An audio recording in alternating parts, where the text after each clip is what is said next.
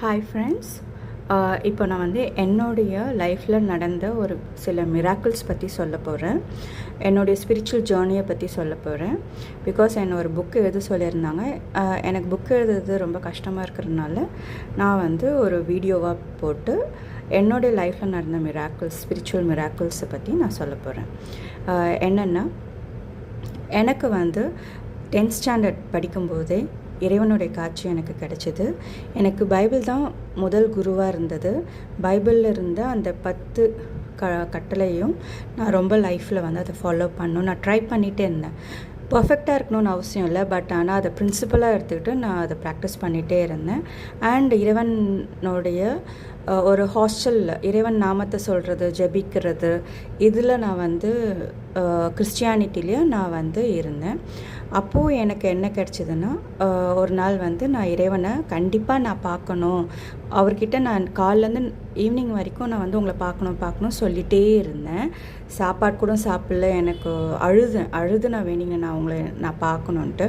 But night வந்து ஹாஸ்டல்ன்றனால night வந்து போய் படுக்கணும், அட்டண்டன்ஸ் எடுப்பாங்கனால நான் அதை மறந்துட்டு நான் போயிட்டு அட்டண்டன்ஸ் முடிச்சுட்டு நான் படுத்துட்டேன்.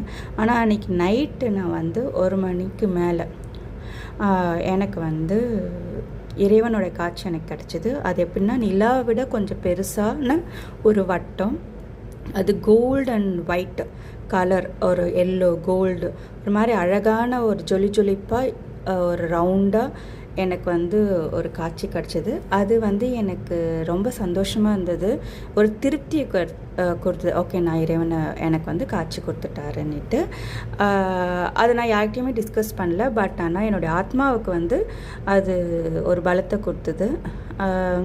அதுக்கப்புறம் எனக்கு எப்போ நான் ப்ரே பண்ணாலும் என்ன வேணாலும் அது எனக்கு நடக்கும். என் ஃப்ரெண்ட்ஸ் எல்லாம் வந்து நீ வேண்டிக்கோ, எனக்காக வேண்டிக்கோன்னு சொல்லுவாங்க. ஏன்னா நான் வேண்டதெல்லாம் நடக்கிறது அவங்களும் பார்த்தாங்க.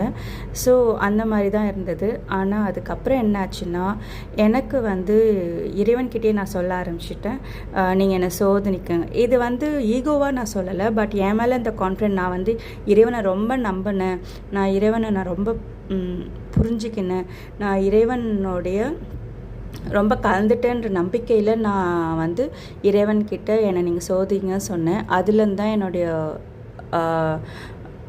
ஃபால் ஆரம்பிச்சிது. நான் கீழே இறங்க ஆரம்பிச்சிட்டேன்.